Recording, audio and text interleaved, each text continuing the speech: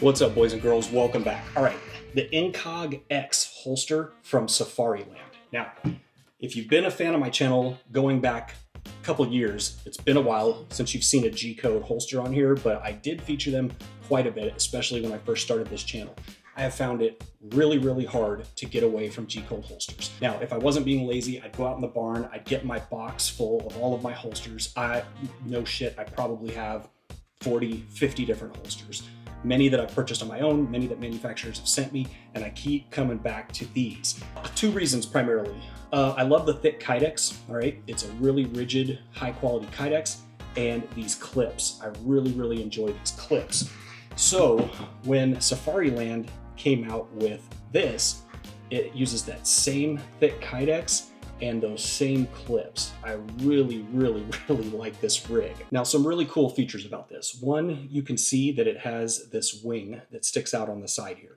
If you're not familiar, what that is for is when you stick this down in your belt goes through these loops and runs across this. And when you tighten the belt down, it really pulls this down into the body.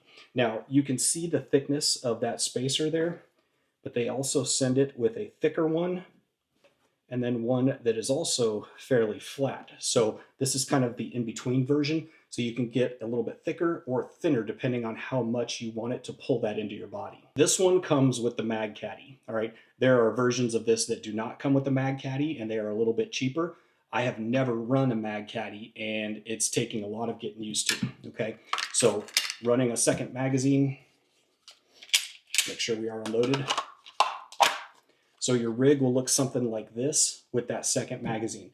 I have never drawn a second magazine from this position. So as you saw in some of that intro footage, there was a lot of fumbling, a lot of learning, still a lot of learning that needs to happen, but it's not very natural to me to draw this yet. So I've got to practice with this a lot. You can buy the version with the Mag Caddy, and if you decide you don't like it, it's 2 screws and it pulls right out. And then you can run just this by itself if that's what you wanted to do. All right, and look at the curvature here. So it matches the natural curvature of your body. Now, if you have a tactical tummy like me, again, one thing I'm still getting used to is this piece sticking up, all right? I've got to figure out how to get the belly in there behind it or just freaking lose weight, right? Now, this particular one that you see here is for the P365 Fuse and or the X Macro version.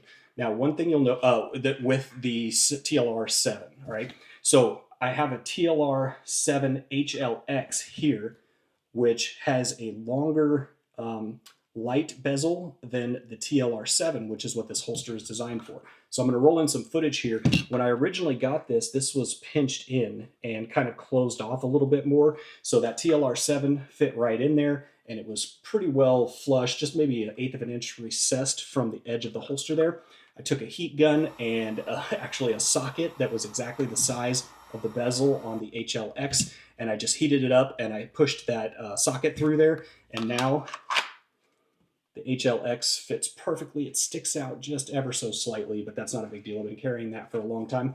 But if you look in there, now this is an X Macro, you'll see that there's extra room here. Okay, you see that extra room in there? That is because this one kind of serves, again, the dual purpose of fitting the Fuse or the X Macro. So if you're buying this for an X Macro, just know that it's not going to come flush out here. You're going to have a little bit of extra room. And on the back side, you'll see that there are additional adjustment points. All right, so if you wanted to run this deeper in the belt, you could adjust the clip up higher and then it'll set down a little bit further. And this particular one here has a partial sweat guard, all right? So it's not full, doesn't come all the way to the top. And you can also see here that it is notched for an optic, all right? So on the website, there are several different optic cut versions. There are several different light versions. You just have to go to the website and check it out. And also on the back here, you'll see this screw right here surrounded by that red grommet. And there's another one on the Mag Caddy here. Those are to adjust your tension, all right? So if you tighten this down, it's going to hold that magazine a little bit more firmly. Same thing on the back here. If you tighten this down, it's going to hold the firearm. And it also comes in this really nice retail packaging. All right, so you might end up seeing these in the store. It looks like they're designed for store display. The fit and finish on this thing, I mean, every edge is absolutely perfectly polished.